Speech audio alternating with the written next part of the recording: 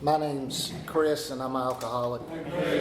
My sobriety date is August the 1st, 2023, so I'm coming up on a year here soon. I have not done all that was asked of me, that's for sure, but I've done a lot of it, most of it. When Josh called me yesterday morning and he asked me to speak, and the first thing I thought was, why? You know, I mean, I didn't say that, but I said, no. And then he said, nah, come on, it's service work. And I was like, I thought, he's manipulation. And then I said, nah, you got to call my sponsor. I got to call my sponsor, which is his sponsor. And he was supposed to speak tonight, but he did have a medical emergency. And Josh said, I've already called him. And I thought, well, that's manipulation. But I didn't say that. And then I said, okay, if you've already called him. He said he told me to call you. And I said, okay, and I hung the phone up, and I thought, it's a setup. It's a trap. That's how I think. That is what goes on in my mind. So I know that I have a thinking problem, and I have a problem with life. And alcohol is just a symptom of what's really wrong with me. I know that. And it's just, the bottle's just a symbol, like it says, of what really bothers me. And that's what I'm going to talk about tonight. In the last 24 hours, it was hard not to think about what I was going to say. And I've been real emotional about it. And so I'm just going to let it rip, And in thinking about like everything I was going to say, it opened up so much, kind of reliving it a little bit, and I want to get to the hope. And if we leave here tonight and you don't have any hope after listening to what goes on in here with me, then I'm sorry, but I got it bad. You know what I mean? So you should have some hope when you leave here. That's for sure. And you say, thank God. And so I know that I looking back in my life and things that have happened in the last couple of weeks, I know, like the AA Big Book says, like it's not easy for me to form loving, lasting relationships. That's my problem. That's one big problem. Never have I tried to have a relationship with another human being that was based on integrity, honesty, love, discipline, all the things that relationships are based on. It's not that I didn't want that, it's just I didn't know how to do it. There's something broken. And I believe that, like the book says, I believe the 12 steps says, I lean on people. I either dominate them or I lean on them too much, and I don't look to form just a equal partnership relationship. And that I've seen that in my relationship with my own children. They're 24 and 22 in August, both of them, and how I use them even for my own reputation and so forth. And they knew it. They knew it as children. They represented me, and that was their job. Their job was to represent me. It's always been about me, but yet I always blame everybody else for my problems. It's me against the world. It's me and nobody else. And yet my problem today, I know, is it's not me against the world. It's me against me. I am my own worst enemy. And like many of us know, like if I look in the mirror, I'm looking at the problem. So I'm going to start at my childhood. It was tumultuous, to say it was horrible. There was a lot of abuse and violent abuse. I mean, counselors, when I was a young child, they would say, well, is it mental abuse? Were you mental abuse? Yes, there was a lot of mental abuse, but there were a lot of beat downs in the middle of that mental abuse. You know, and this abuse came from my father, my grandfather, my stepfather, and even my mother. And they were just doing what they knew to do. To their defense, I was hard to handle. I was ADHD's, what they said. They put me on Ritalin at an early age. I learned that you could sell them for, 50 cents, called them happy pills. That didn't work out too good in grade school, you know what I mean?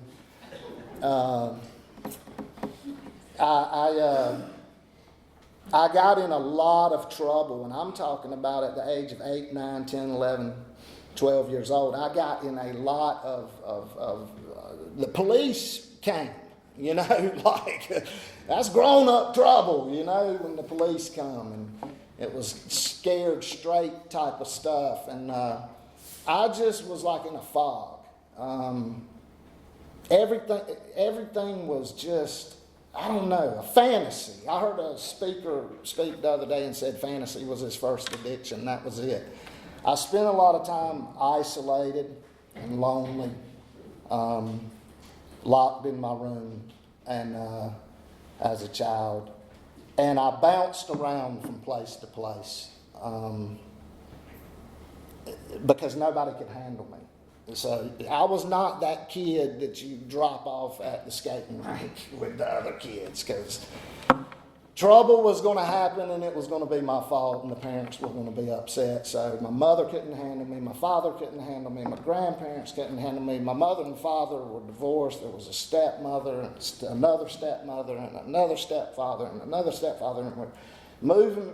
They're always moving and I'm always moving. I was always new, and I was always fighting, getting just not. I don't believe I've ever picked a fight, but it was always, being new. It was just I was small. I had to defend myself, and it was always just a lot of blood. And so I was living in Lynchburg, Virginia, in the 6th grade, and I'll never forget the preacher up there, that Jerry Falwell at Liberty University, came, and they had a bus and they picked me up, and they took me to Liberty University to the church, and when we got home that day, they were like, he can't come, he's not coming back to this church, and I just remember my mother for many, many years saying, Jerry Falwell wouldn't even take him out, and I'm like, I'm not going to say what I thought about Jerry Falwell, And it's ironic because later in life, somebody would buy me a scholarship to Liberty University. Of course, I did not go.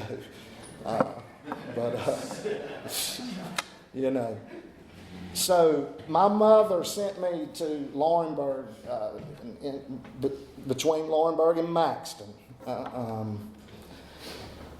to live with my father for the summer in between the 6th and 7th grade, and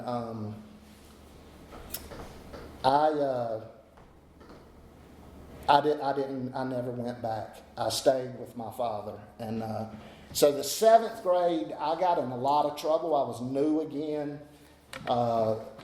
And I got suspended from school for 10 days and twice for 2 days. So that's 14 days. In the 7th grade, I mean, back then, I mean, that's pretty bad as it gets.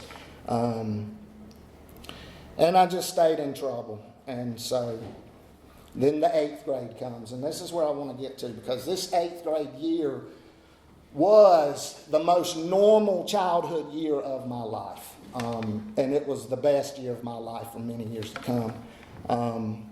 So in that 8th grade year, I got a little girlfriend at the beginning. Her name was Jennifer. In the beginning of the year, and she went all the way from the first day to the last.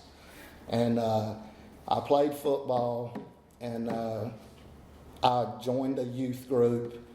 And man, I don't know. I didn't know my life was changing, but that was a great year. Like, my life was changing. I was happy. And our football team won the state championship for the little league football. And I mean, it was amazing. And man, and the last day of school that year, they had an award ceremony, and they gave me the most improved student. And the cafeteria, the auditorium, they went crazy. I mean, when they said my name, I think everybody knew it except me, and like, they went crazy. And I remember being angry and embarrassed. Because in my mind, remember my thinking, my thinking is to be improved, most improved. You can't, like, he couldn't most, I mean, most improved means, most worst. You got to go a long way to be the most improved. And so I was insecure. And those things are hard for a grown man to admit. And I was driven by fear and driven by ego and driven by loneliness. And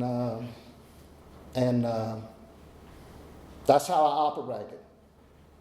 In between the 8th and 9th grade, my father and stepmother split up. And my dad left, and I was out in the country, in the backside of Scotland County, going into Maxton, and he left. And he wasn't there much anyway. He worked a swing shift. When he left, I grew up fast. And he was gone for a couple of weeks. And I was out there, and nobody knew. Nobody cared. I didn't think anybody cared. And I knew this guy I had met, and he had a car. He was I think he was in the 10th grade. And I called him, and he came to my house, and he had 4 40-ounce St. Ides malt liquor bottles. And man, it was on. It was magic. I remember it so vividly. It was heaven on earth. I mean, it was everything I'd been looking for. It was magic solution in a bottle, and I could not understand why anybody would not ever want to drink this stuff 24/7. I mean, it was instant. I remember one of the bottles being about a quarter empty or half empty, and I'm lit, and I just remember not wanting to get rid of all of it, wanting some of it for the next morning. And we went on a ride that night. We went driving around, and man, I'm just telling you, it was a Chevrolet Cavalier with 2 15-inch woofers in the back seat. And man, he was older. I was barely 15 years old, and man, he turned on Pink Floyd, and when he played that Tuesday's Gone by Leonard Skinner, it was over. And so I met a girl that week. That week I met a girl. Her name is Leslie. God. And she was a senior. She was a senior in high school. And I'm going into the 9th grade. This girl is beautiful. And I'm a kid. I'm like skinny little baby face. And I'm like, this is a grown woman. And and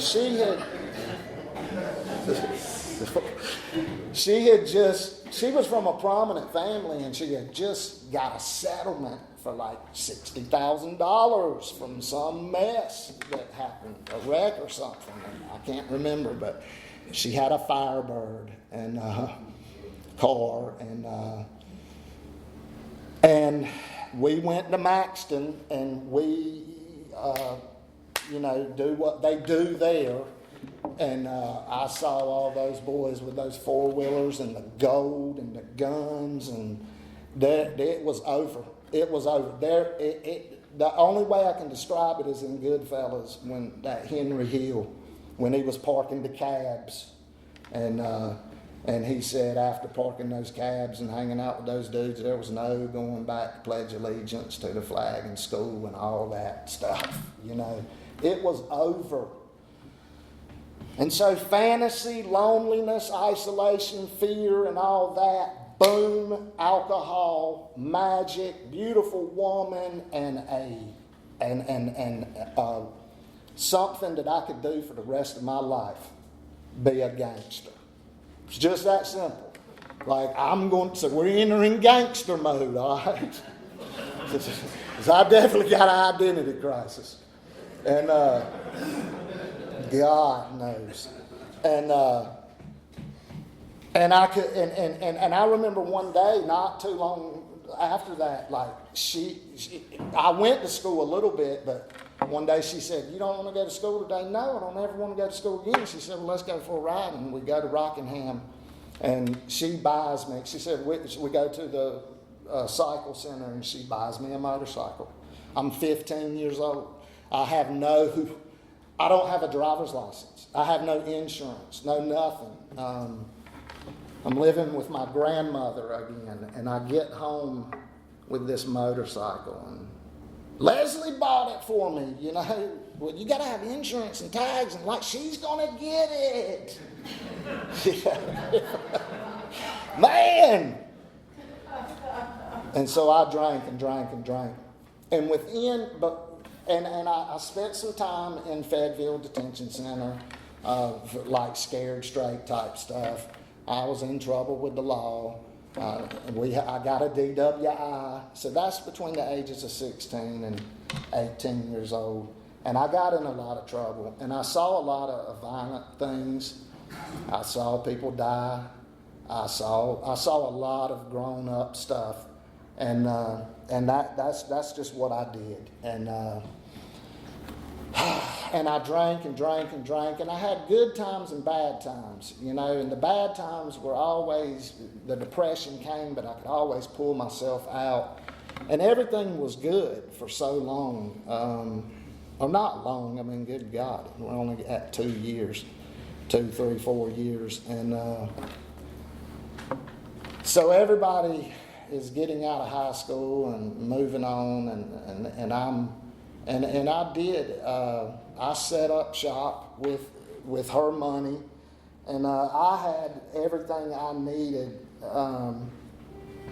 I lived like a criminal lifestyle, and all that encompasses. And I've seen it all. From those ages, I mean, I could go on and on from what I've seen, and I ended up one girl to the next, and I go crazy over these women, but never drawing a sober breath. And so before I was 16, they sent me to Amethyst for 30 days in Charlotte, and I did leave there, and then the state troopers picked me up and stuff, but being in there at 16 years old, and they're like, "You're an alcoholic," and I'm like, "Nah, you're crazy. You've lost your mind. I haven't been drinking I've been drinking less than a year. There's no way I'm an alcoholic. Like, you are out of your mind. An alcoholic is a bum under a bridge, and there is no way that I'm going to stop drinking my magic nectar. And I do not care what you say. So I stayed in there. They let me out. I drank. I stayed in trouble.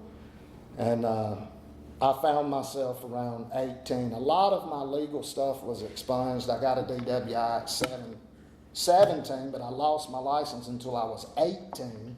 And then I got my license right back at 18 because it was juvenile, and then 6 months later got another DWI. So I was in Laurinburg, and I felt isolated, lonely, passed by, and I was broke. And I come up with a plan to take one of the biggest dope dealer in Robson County. He's dead now. And I'm not going to hold back. I'm just going to tell it.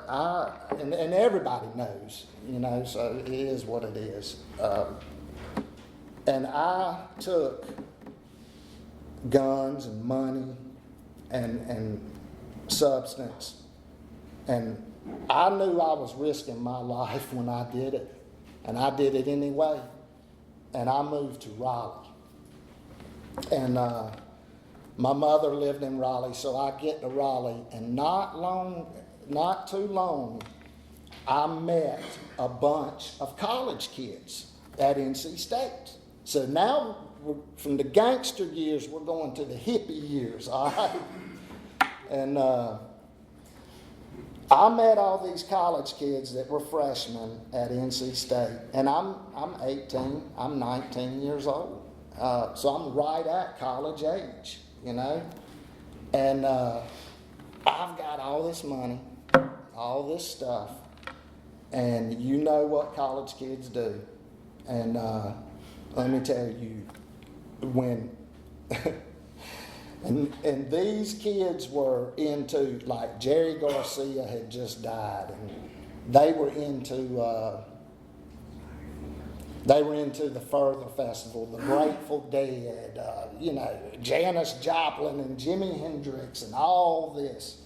And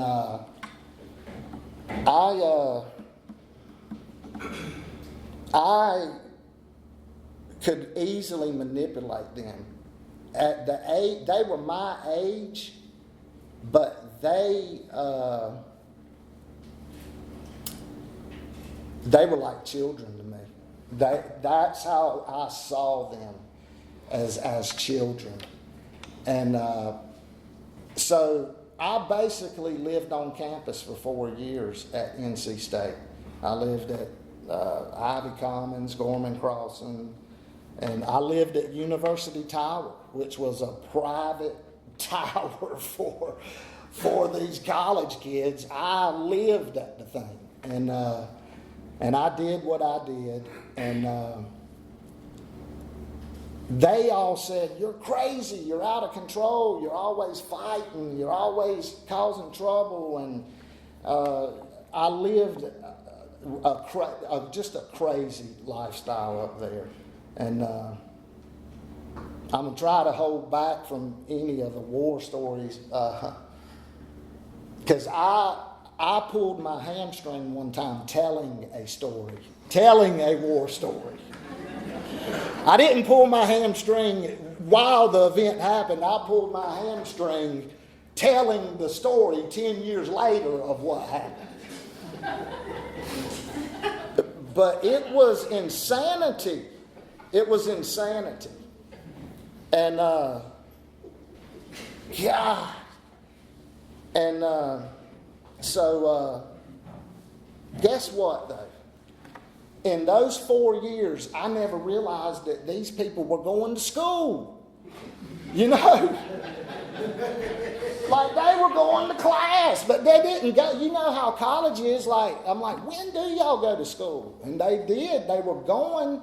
So right around their end of their junior year and their senior year, they start to get serious. Like all these people that I was hanging out, they're all super successful.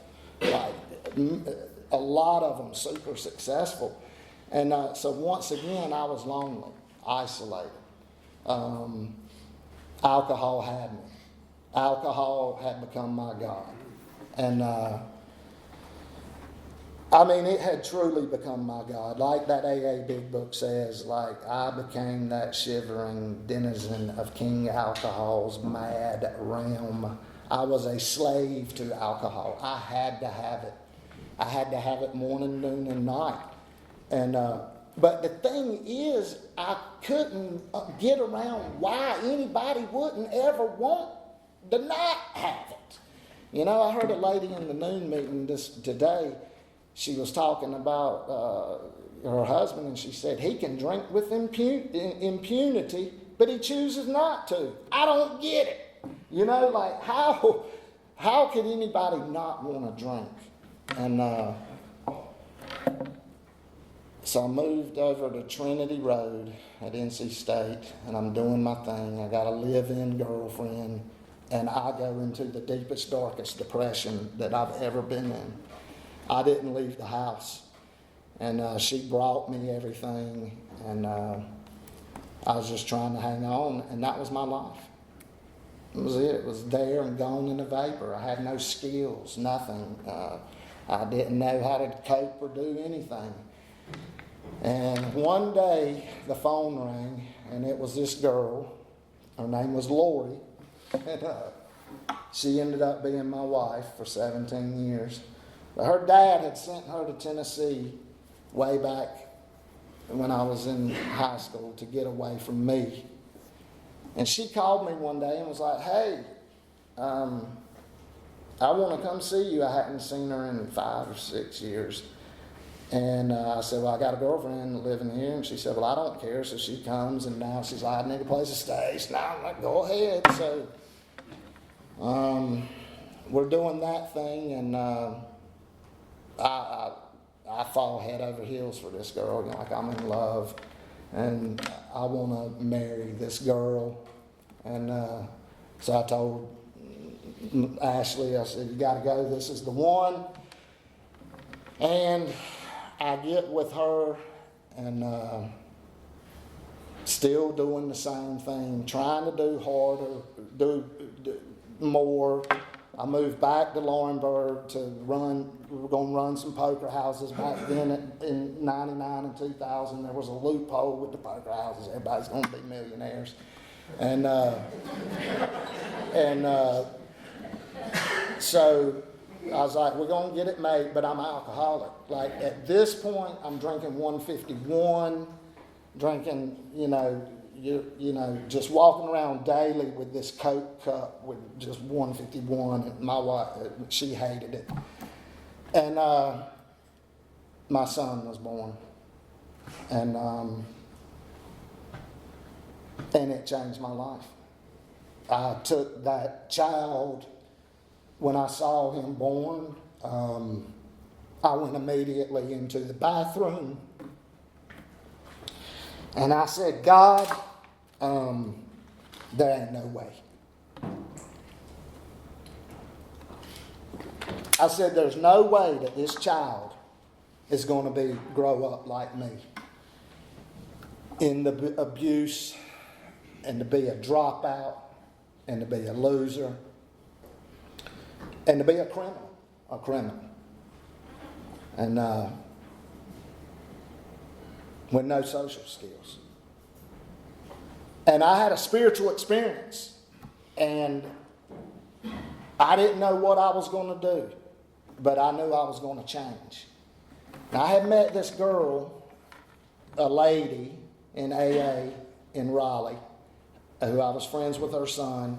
And she always talked to me and would be like, you need to get sober. You need to get sober. You're going to die. You're going to die. My liver was already swollen. I was coughing up blood.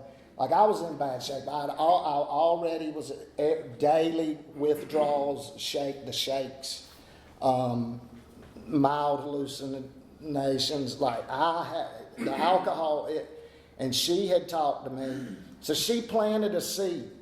And so I'm in Laurinburg, and I'm just wanting to straighten my life up. And I meet this man, and he said, I want you to come work with me and help me this weekend.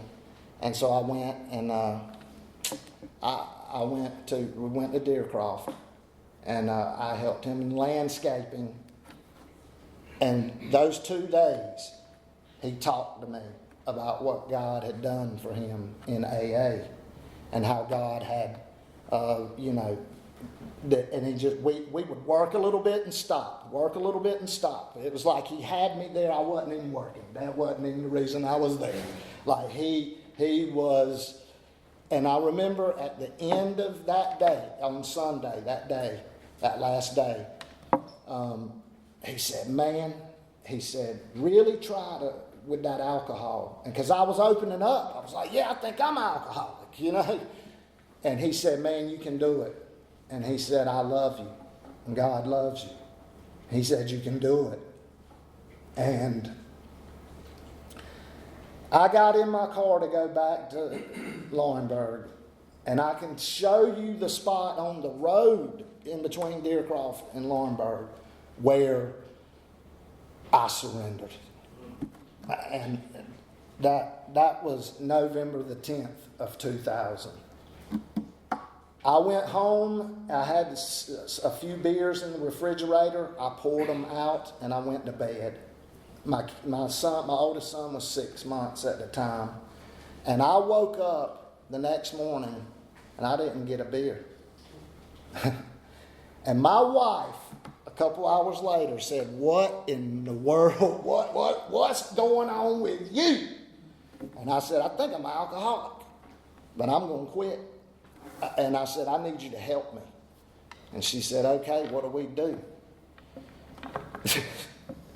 Now, I had seen this movie, Leaving Las Vegas. Does anybody ever remember that movie? Man, I loved that movie back in the day. And I watched that movie all the time. Like I would, and every time he took a shot, I'd take a shot. Every time he drank, I'd drink. And I bet I watched that movie 1,000 times.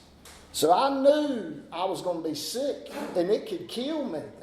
Just from that movie, I was thinking, oh, God. And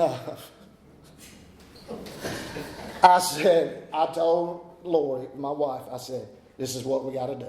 I said, I'm going to be sick. Let's go to my mother's. We went to my mother's. I got to my mother's. I said, I'm not going to drink anymore. I'm done. I quit. I said, but I'm going to be sick. I went in the room for like 6 or 7 days. Her and my mother took care of me. They nursed me back to health. I was sick. I went through withdrawal at my mother's house. And I got up on whatever day, 5, 6, 7 days later, and I went and found that lady. Tammy was her name, in Raleigh, and I said, I'm getting sober. And she was like, good, go to AA. So I went back to Laurinburg. I went into the Sneeds Grove AA meeting, and they were some old timers in there in 2000 that were, man, it was awesome. And I got with them, and we would go to Bennettsville and go to Rockingham and all over the place. And man, I was on fire. I was on the pink cloud, and I just loved AA. And I got about 6 months, and I moved again, and I moved to Raleigh and joined the Apex group. And so that period of time, now we're going into the preacher, the preacher stage. And we went from gangster to hippie to preacher. Car salesman. That's what I am now. Always alcoholic. The whole time I'm alcoholic. Yeah, so I joined the Apex group, and I get a year's sobriety. I get 2 years, and I stayed sober 13 years during this time period. And I went to the Apex group, and the Apex group up there was a bunch of old retired moonshiners, every one of them. And that's all it was. And I loved them. And I would go in there. We could still smoke. I'd get there an hour early. They would say things like, tell us the stories about riding in that big car and running from all the minions and Maxton and all that. And, it was just fun, And man, and I was just married. I had another kid. Man, I bought a house. And man, you couldn't tell me nothing. 1 year, 2 years, 3. Wow.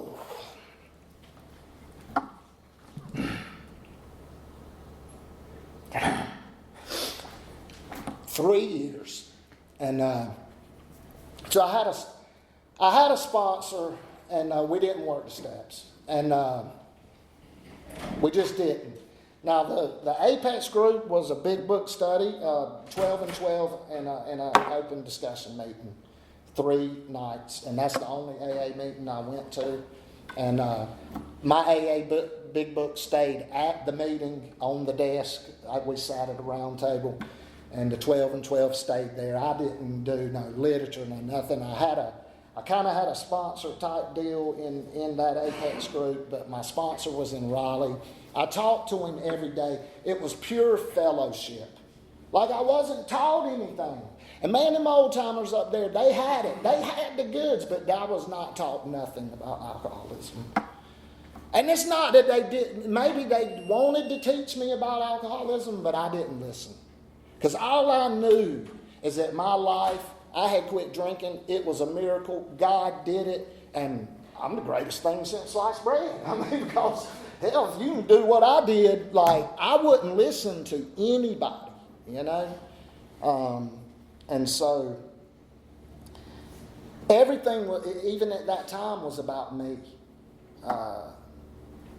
I knew nothing about my being married, being a husband, being a father. It was all like, I got to get sober, and y'all should be glad I'm sober. And so I didn't get rid of any of my anger.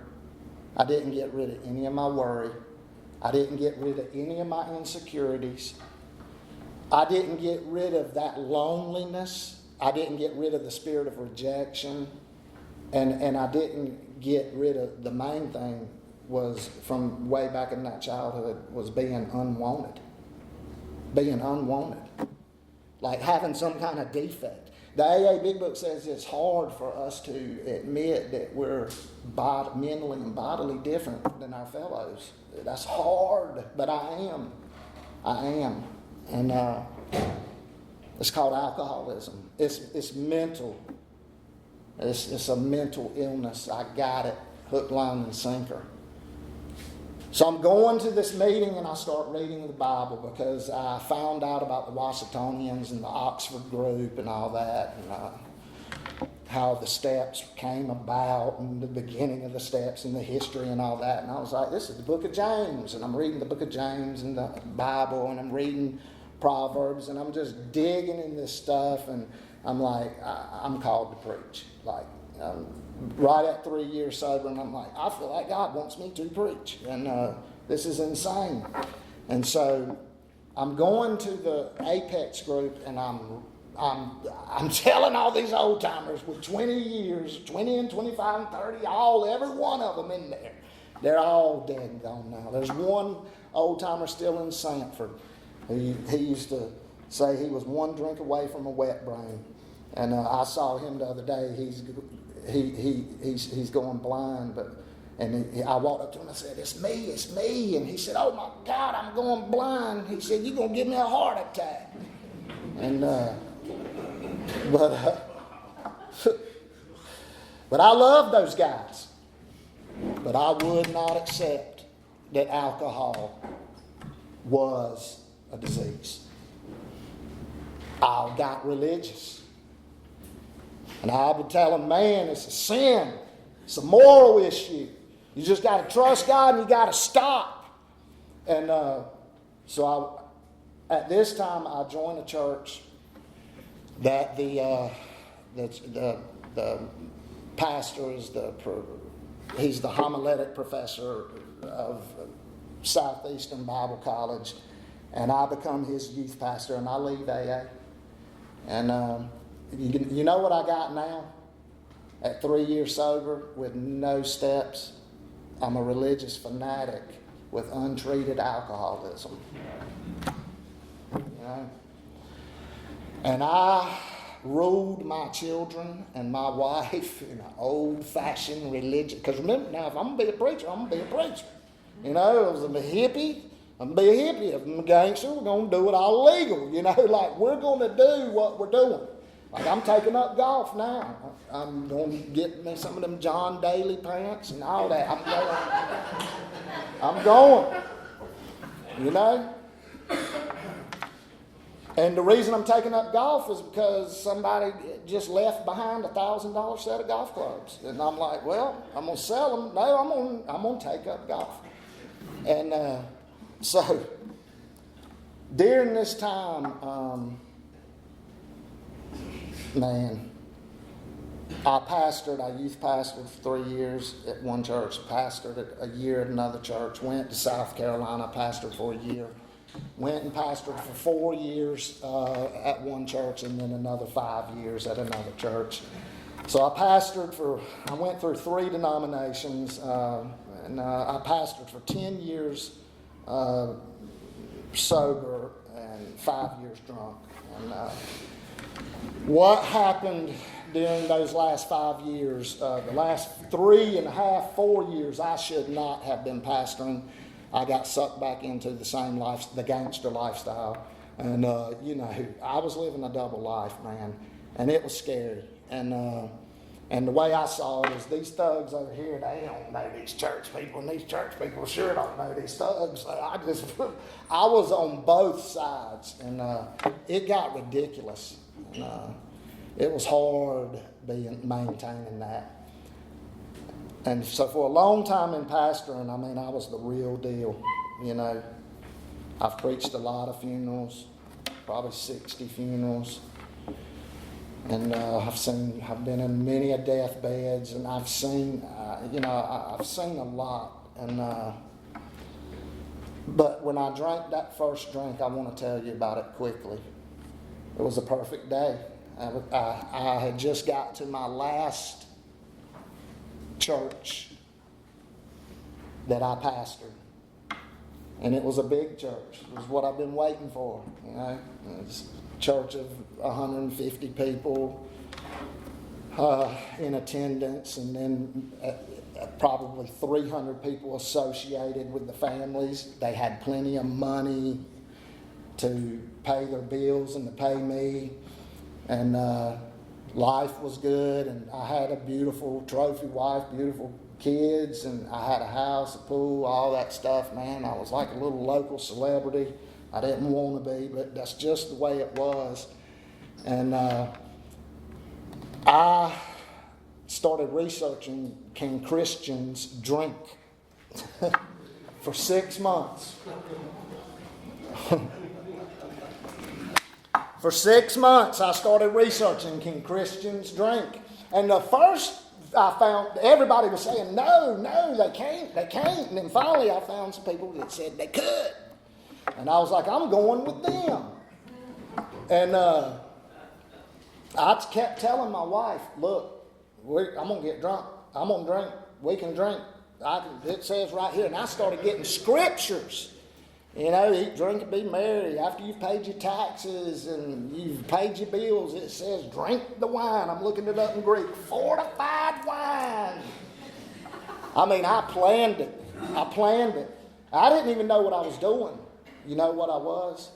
Irritable, restless, discontent. I was lonely, miserable, afraid. I didn't trust anybody. I didn't trust the people in the church. I didn't trust myself. I had not grown emotionally or anything. I was a loose cannon with untreated alcoholism at 13 years sober. And one day, I took that drink. And I'm going to tell you about that day quickly. I guess this is going to be a relapse prevention talk because we're out of time. That's why I have the sponsor I have, because his story's the same. But I thought I could take one drink. After 13 years, I deserve a drink. Good Lord, who doesn't? The AA Big Book says all I did was just succumb to what a lot of people believe, that after a long period of sobriety, they can drink successfully. It says that some of them even pursue that, to trying to drink successfully. They even pursue it to the depths, to the gates of hell, to insanity. And I just wanted one drink, man. And so on a Friday, we dropped our kids off in Cameron. My mother picked them up and took them to Raleigh. I told my wife, hold on. I went in the store. I got some beer. We went home. I drank it. I drank 12 of them. I didn't feel anything. I tell her to go get me some more. She goes that night, Friday night, to Roland and buys another 24. Brings them back to me. I told her, get 24 because tomorrow's Saturday. She's already saying, you're an alcoholic. You're not going to start this stuff again. I'm like, I ain't going to drink now. Friday night, drink them. Saturday morning, wake up, drink them at the pool. I'm like, baby, go to Roland. Because the preacher can't go to Roland. I said, go to Roland. But you send your wife to Roland to get beer. I said, go get me some more. Chris, you're not starting this. Yes. I said, it's Saturday. To be sure, she goes Saturday that night. Now Sunday morning, guess what? I got to go to church. So to be sure, I tell her, like, I'm not going to drink today, you know. Like, and in my mind, I wasn't. And I went to church that Sunday. And then we left and went and met my mom again in Cameron. Got the kids, brought them home. Now it's Sunday night. The church is in Rockingham. I live in Laurinburg. I got to go back to church that Sunday night. And I tell my wife, you know, you've had a long day. And the kids, why don't you just stay here? I'll go to church. I get to church and I tell everybody, hey, you know what? I'm going to let y'all off easy tonight.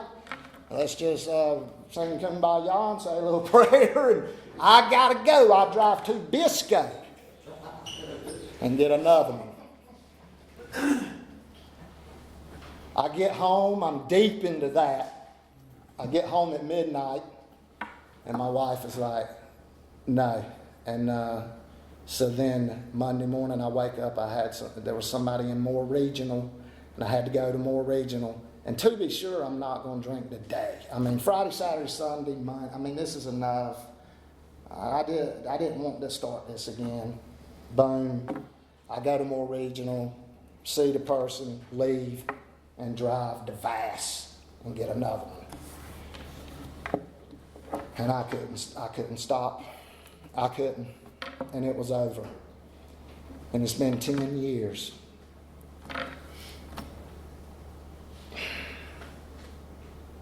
Within a year and a half, I was divorced.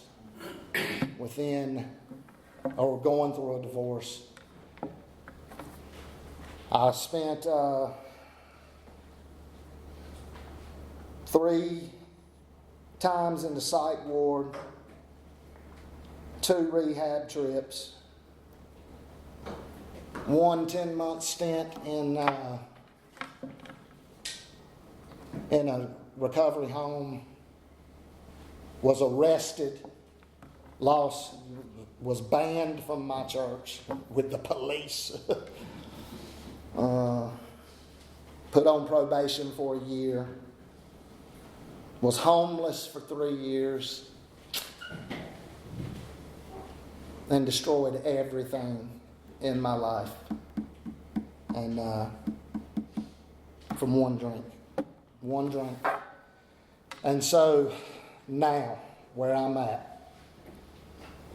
almost a year sober, back in the recovery home, and crazy is just crazy. But I know one thing. I have to face my emotions. I have to face my fears. I have to be responsible in reality. I need help. I don't know everything. I've got to trust God. Really trust God. I've got a clean house. I've got to help others. It's a necessity. I'm going to say one more thing and I'm done. And I really wanted to get to the joys of sobriety, but you know what? I don't give a rip, because I'm going to tell you what, I hadn't got there yet. I'm a work in progress, you know. I ain't even been sober a year yet, so if you're offended, I'm sorry, you know. Just don't drink. But I do know this. From that age of 15, I drank to the age of 24. I drank about 10 years. And then I was sober 13. And then I drank 7 years. And then I got dry again for 10 months. And then I drank again for 3 years. And now I've been sober again a year. That's my life. That's what alcohol robbed me of my life. You know, and if you look at the times that I drank, the first one from that first sip was 9.5 years. That second run was 7 years. And this third run was 3 years. If I just do the math, I'll be dead. I'll be dead in a year and a half. My body can't take it. My mind can't take it. The days of conviviality are over. I cannot recover the glory days, the good days. Merle Haggard said it are good times. Are really over for good they are when it comes to alcohol. And I don't know, as far as Christians being able to drink, yeah, Christians can drink, but alcoholics can't. An alcoholic trumps Christian every time. Because I know this isn't church, and I'm not meaning to offend anybody, but I know I'm an alcoholic. And it doesn't matter what else I am, because I can't drink. And I'm not drinking today. I'm glad I came. I hope it blessed you. I hope you have hope, and thank you for letting me share.